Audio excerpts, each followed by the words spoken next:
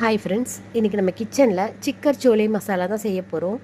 அதுக்கு 200 கிராம் அளவுக்கு கொண்டக்கல்லையே 8 மணி நேரம் ஊற வச்சுருக்கேன்.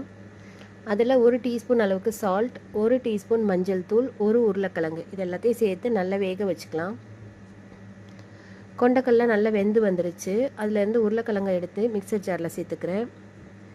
2 டேபிள் ஸ்பூன் அளவுக்கு கொண்டக்கல்லை, 2 டேபிள் ஸ்பூன் அளவுக்கு புளிப்பில்லாத கெட்டி தயிர் இது எல்லாத்தையும் சேர்த்து க்ரீமியான பேஸ்ட்டை அரைச்சி ரெடி பண்ணிக்கலாம். இந்த பேஸ்ட் நம்மளோட கிரேவிக்கு ஒரு ரிச்சான டேஸ்ட் கொடுக்கும். இப்போ கிரேவி செய்கிறதுக்கு பேனில் 4 டேபிள் ஸ்பூன் அளவுக்கு ஆயில் சேர்த்துக்கிறேன். எண்ணெய் சூடானதுக்கப்புறம் 2 வெங்காயம், 2 பச்சை மிளகாய் இதை குட்டி குட்டியாக கட் பண்ணி சேர்த்துக்கலாம். வெங்காயம் இந்த அளவுக்கு வதங்கினதுக்கப்புறம் அதில் 1 டீஸ்பூன் அளவுக்கு இஞ்சி பூண்டு பேஸ்ட்டும் சேர்த்து மிக்ஸ் பண்ணிக்கிறேன்.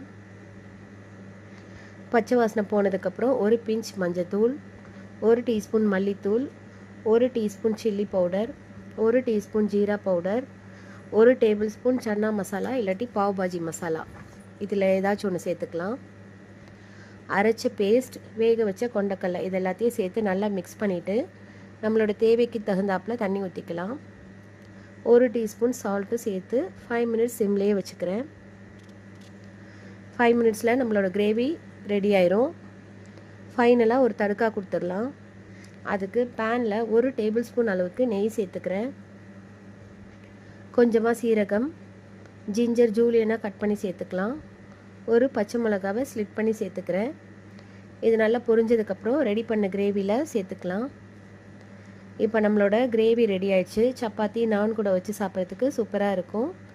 நார்மல் சன்னா மசாலா போர் அடிக்கிற டைமில் இந்த மாதிரி ஒரு தடவை ட்ரை பண்ணி பாருங்கள். இப்போ நம்மளோட சிக்கர் சோலை மசாலாவை சாப்பிட்டு என்ஜாய் பண்ணலாம்.